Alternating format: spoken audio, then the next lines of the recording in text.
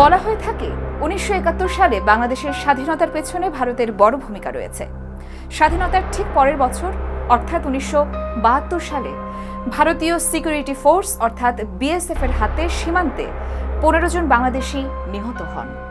যে দেশ ১৩ দিনের জন্য বাংলাদেশের হয়ে যুদ্ধ করল, সেই দেশের হাতেই কিনা স্বাধীনতার পরের বছরই ১৫ জন বাংলাদেশির খুন হতে হলো।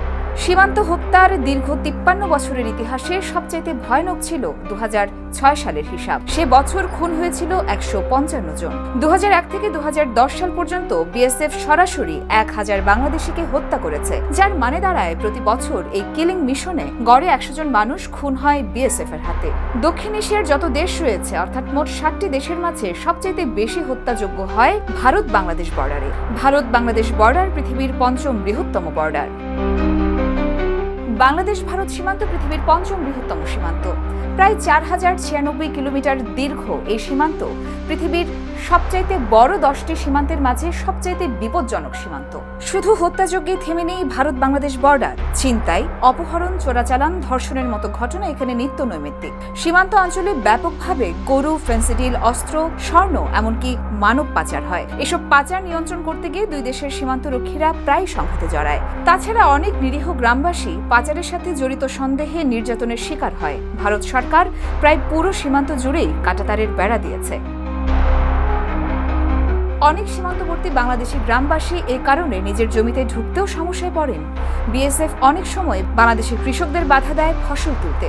যেমন ছিটমহল সমস্যা বা সীমানা নির্ধারণ নিয়ে বহু বছর ধরেই বিরোধ চলেছে।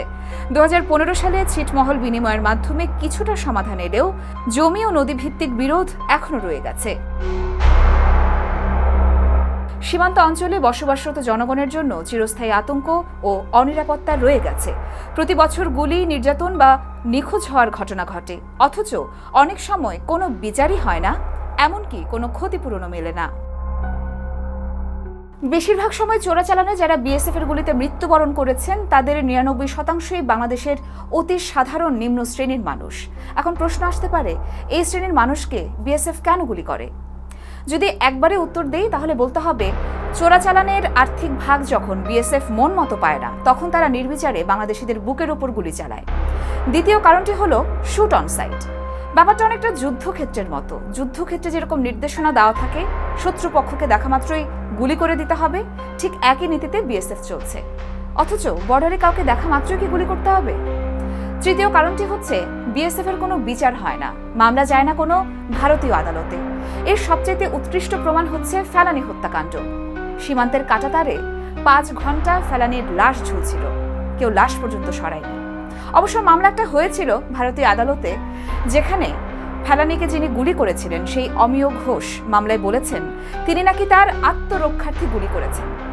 অথচ ১১ বছর বয়সী ফেলানীর হাতে কোনো অস্ত্র তো দূরে থাক, একটা লাঠি পর্যন্ত ছিল না। বর্ডার কিলিং এর যে চিত্র ভারত বাংলাদেশ সীমান্তে, ঠিক তার উল্টো চিত্র ইন্ডিয়া চায়না এবং ইন্ডিয়া পাকিস্তান সীমান্তে। ২০২০ সালে ইন্ডিয়া চায়না সীমান্তে ভারতীয় সেনাবাহিনীর হাতে ৪ জন চাইনিজ মিলিটারি পার্সোনালের মৃত্যু হয়েছিল, যার প্রতিউত্তরে চায়না ভারতের সীমান্তে ঢুকে ২০ জন ভারতীয় সেনা সদস্যকে হত্যা করেছে। ৭৬ জন ইনজুর্ড হয়েছিল, ১৮ জন সিরিয়াসলি ইনজুর্ড হয়েছেন, যাদের বাঁচার সম্ভাবনা খুবই কম ছিল। ১০ জনকে ধরেও নিয়ে গিয়েছিল।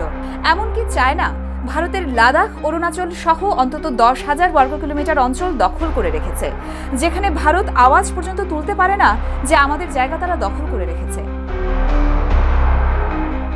একই চিত্র পাকিস্তান সীমানায়। যদি পাকিস্তান সীমানায় একজনকেও ভারতীয়রা কেউ গুলি করে, তাহলে প্রত্যুত্তরে পাকিস্তানও ভারতের অন্তত ২ জনকে গুলি করবে। ঠিক একই রকম চিত্র চলছিল নেপাল সীমান্তে। সে কারণে নেপাল তো ভারতের সাথে সীমান্ত যোগাযোগ বন্ধই করে দিয়েছিল। ভারত আসলে বাংলাদেশের সাথে যতটা বাহাদুরি করছে, অন্যান্য সীমান্তে ভারত ঠিক ততটাই মেছো বিড়াল। সভা সেমিনারে আমরা বক্তৃতা দিয়ে গলা ফাটিয়ে ফেলি, ভারত আমাদের বন্ধু প্রতিম দেশ। কিন্তু এই পুরো ঘটনার পর আপনার কি মনে প্রশ্ন জাগছে না, ভারত আমাদের আসলেই বন্ধু কিনা? ভারত বরাবরই দেখিয়ে যাচ্ছে তারা সকল প্রতিবেশী রাষ্ট্রের মাঝে বাংলাদেশের সাথে সবচেয়ে নিকৃষ্ট আচরণ করে যাচ্ছে। তাই কাগজে কলমে বন্ধুত্ব তৈরি করা আর সাধারণ মানুষের মনে বন্ধু হিসেবে জায়গা করে নেওয়া ভারতের জন্য বিশাল চ্যালেঞ্জ।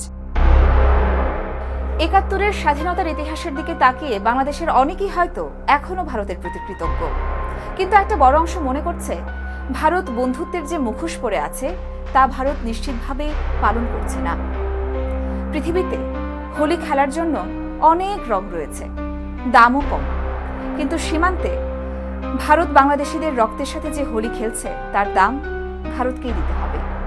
এদিকে দক্ষিণ এশিয়া তো মনেই করছে ভারত সবচাইতে বন্ধুহীন রাষ্ট্রের দেশ। ইয়োরমা শায়ের জাহান, দেশকাল নিউজ।